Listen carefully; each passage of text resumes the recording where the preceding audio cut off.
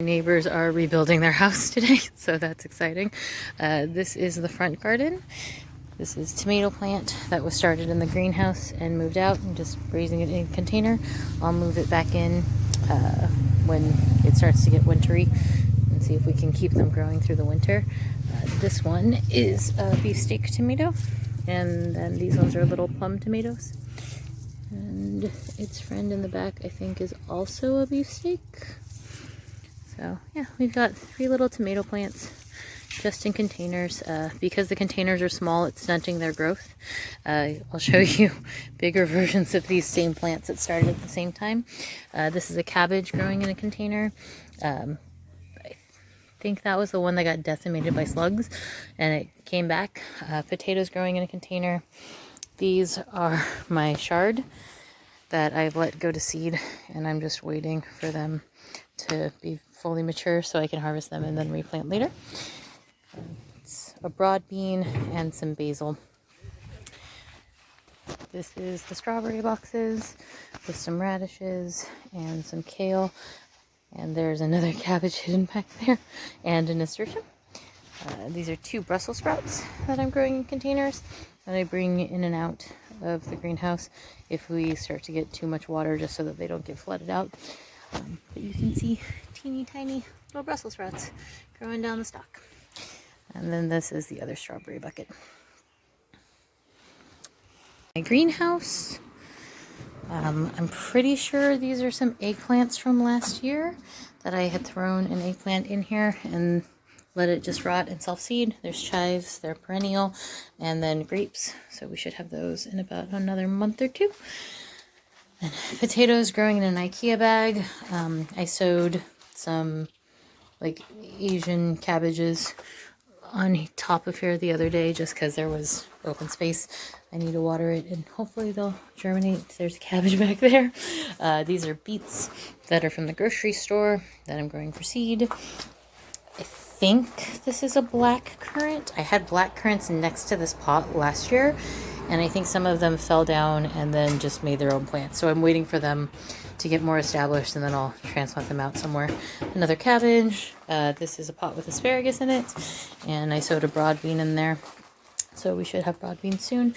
There's some very sad Asian cabbages that I sowed too late, and so they bolted, so they're just down there being out of the way. A yellow beet that I'm growing to harvest seed from the grocery store. And then another beet, more chives. There's some peas starting to come up. These beet seeds should be almost ready. This is water spinach. So it's not enough to get food, so I'm probably going to save it for seed and hope it flowers. And that is the nemesis of my life, the white cabbage moth. There's a watermelon growing in there. Regular chives, garlic chives, a little bit of Thai basil, volunteer tomato, a sucker tomato, 2 kinds of kale, another watermelon back there, and then I think there might be a cabbage in there if it didn't get eaten by something. Noodle beans, which are not doing anything for me. I think it's too cold here for them. So all of my noodle beans are sad. This tomato is a Sweet 100 cherry, which we should be getting those soon. Actually, I think, yeah, we might be getting first blushes this week, which would be nice. And then a beefsteak tomato and a nasturtium that I started from seed. There are some beets that we screwed up and they didn't work out in another bucket. We went to harvest them. We moved them in here hoping that maybe they would survive. They're still growing, so maybe we'll harvest them for microgreens or transplant them out. They're very weird. I started an artichoke seed the other day, and we have an artichoke coming up. So that will take a couple years to establish in my climate. That cabbage moth is just taunting me. Some red Russian kale that I haven't found a place for yet, but needs to get transplanted out. These are cauliflowers that I need to transplant out soon. And then I just seeded some Brussels sprouts a couple days ago. I need to transplant those out. And some broccoli. That is a weed. I don't know what you are, so you can go away. And then I transplanted out kale. This is some basil that I did cuttings of and just rooted in water. Same thing with this mint. Those are purple not cabbages, purple broccoli that I will need to find homes for when they get more stable. And then these are all part of an experiment that I am making a video about. Our hydroponic system died last week. I don't know what happened, but the electricity running to the greenhouse just stopped working all of a sudden, which means none of this has been getting water, but the mint is still fine. The strawberry is still fine. The smoltron put off some fruit. Yeah. If anyone's ever like, why won't mint die? It's because this hasn't been in anything except for leaker rocks. And it's all still very, very fine. But I will eventually have to fix this. But today is not that day.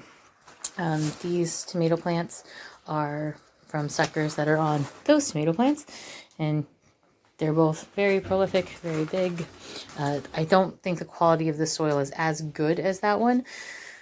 But we are getting tomatoes, so that's what's important. There are definitely tomatoes coming. And then there's just some rosemary down here. Nasturtiums, my cucumbers, the mystery pumpkin, and some broccoli, which maybe we will actually get a broccoli harvest. There is a very cat-faced tomato. It might be the most cat-faced tomato. It has all the cat-facing. And then some more kale, and there's some chard that were just volunteers that were from seed last year. Bush bean, pink bush bean, some beets, red Russian kale, yellow beet, pepper. Oh god, this bean is just going every which way but where I want him to. Bell pepper plant that's starting to blossom. My best bell pepper plant got very much murdered the other day, I think, by the neighbor's cat. And so this is him recovering. It's not going well. This is like a pak choi, which is going to seed. This is some rhubarb. This is when I topped my pepper plant, I just stuck it in some soil to hope it would root out. This is when either a cat or the hose accidentally topped the pepper plant. These are very sad white cabbages that are not doing well and needed to be planted out and are very mad at me. This is a Spetskal that is happy but needs to be planted out. And then these are two sucker tomato plants that I need to find a home for soon. Very, very soon. This is the horrifying revelation about wasps and caterpillars. And so I've got 6 white cabbage moths that will be coming out of here. And then 2 more caterpillars that will probably turn into wasps. And then 2 wasp nests. So they're just in here so that they can hatch and then patrol my garden. Yeah. What else? Where did I go? Another bell pepper plant, which I probably should top, but it's okay. So I'm just gonna let it get a little bit taller, I think, so that it can be nice and big and bushy. Red Russian kale, more plum tomatoes, which you can see just like the size of the container. This plant versus the one that's outside in the yard, much better. Kale, different kale. Broccoli leaves that I just had extra broccoli and threw it in there. Should have saved it for next year, but that's okay. These will be cauliflower, and then that is a bean. So my hope was that one of these would get more stronger than the others and I could pluck them out, but there's now 3 in there and I thought there was 2, so it's okay. My germination rate on my brassicas has been really good this year, which is why I have too many cabbages. But very silly. That is a tiny little clementine tree. And then beans and nasturtium in a pot. And the birds have been going after the beets in this, so we'll probably need to replace those. Brussels sprouts. And my greenhouse is falling apart, so homework for me. I need to fix that later. What else? This is a cabbage fail. I'm probably gonna tear all of this out soon because yeah, I don't know that it's doing anything other than just eating the nutrition from my soil. This is my perennial kale bed with a little bit of lemon balm, and I need to harvest these seeds the next, maybe today. Might be dry enough today to do it. So those are good. This is my carrots from last year that I let go to seed. And so I'm just waiting for these to finish, and then I'm going to harvest the heads, shake them off. There's a whole bunch of wood sorrel that's taken over this bed. Once it's done, I'm going to have to restructure everything in here because while I like wood sorrel, I don't like it that much. And I think there's also some lilac from the neighbor's yard coming in and invading. So that'll be a future Lauren problem. That is definitely a future Lauren problem. And then there's a bean hidden back here. We got beans hidden everywhere. Wherever they're kind of exposed, they're getting attacked by slugs and stuff. And it is not awesome. This is the experiment. The peas are good. The salsify is coming up. We're still waiting for pumpkins to make an appearance. And the kale is happy. Little red currants. And then it's the same. It's got almost the exact same progression. The peas might be doing a little bit better in this one than the other, but it's hard to tell. Roses, because roses. Raspberries, which we've been getting for a couple weeks now. Super tasty. A raspberry I'm going to need to transplant out. This is my crazy wild garden that has pumpkins and yellow squash and accidentally a Brussels sprout and my spinach trees and a cucumber and tomatoes and tomatoes and more tomatoes. And more yellow squash. So we've been eating out of this box on its own. And honestly, like, you probably, normal people, this is all they need and they could feed their family. That is a pumpkin that I hand pollinated to make sure that we got one. And that is looking beautiful and happy.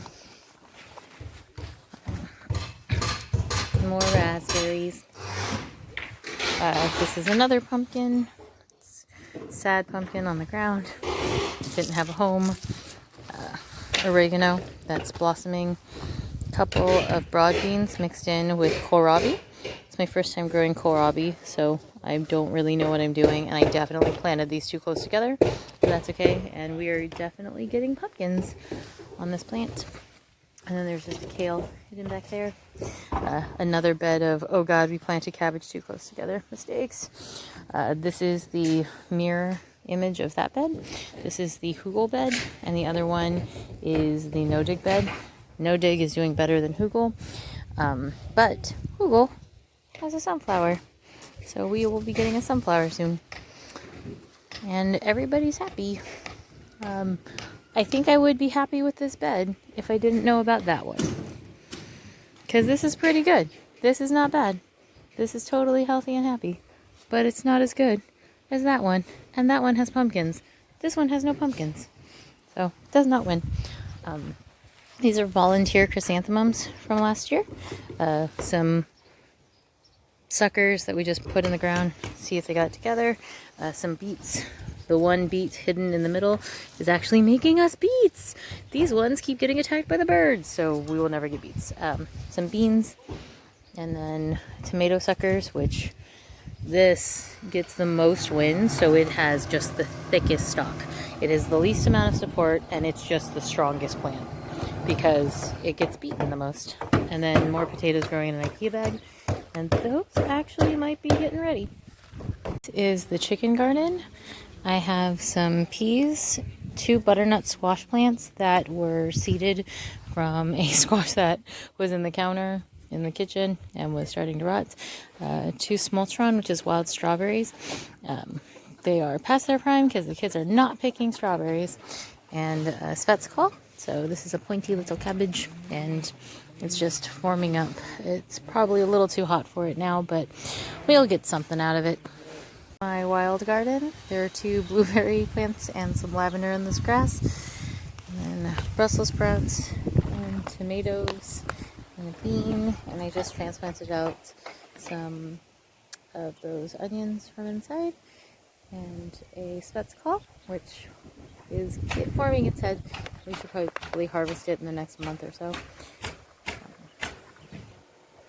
Blueberries, my weird garlic patch with potatoes, and I put some tomatoes in there and some cucumber seeds, and we'll see if we get things. There's a bunch of weeds, but it's mostly for garlic, and we're going to rebuild the chicken coop over there, so I'm not really worried about the weeds taking over, because there's not enough hours in the day to care. Blackberries and tayberries, and there was bamboo. We pulled the bamboo out and I planted some cabbage and onions. There's hostas there, some mint, and there was a blueberry bush and a little pine tree, but we will move stuff around. My very sad little cornfield, it'll maybe make corn. This had 3 cabbages and 4 squash plants. We've harvested 2 of the cabbages, and there's 1 left, and then the squash are coming on. And as we remove the cabbages, the squash is much happier. And I put a couple of onions in there to help them out. One of my dogs being very sad that he won't be allowed in here. This was supposed to be a pumpkin. It is clearly a yellow squash. That tomato is not very happy. This box also had 4 cabbages in it. There's still 4 cabbages in it. That one, we took one of them out, and it is already recovering much better. But yeah, we'll see. There are 2 Brussels sprouts, and then 2 of these Spetz, which are actually really cute, really pretty. And that one's coming along nicely. That one might be the next on the list to harvest. Little family apple tree with 3 different apples grafted onto it. Black currants, blueberry, lavender. And then I put some raspberries in the ground the other day, but they're just very tiny. These are winter cabbage, so Vitkol, so the big white cabbages that we normally see in the grocery store, and some spinach. And they're going. I just put out the green onion and one of the little yellow onion starts and a nasturtium. This is the salad box that we planted out in, I think, early April. I'll have to go back and check.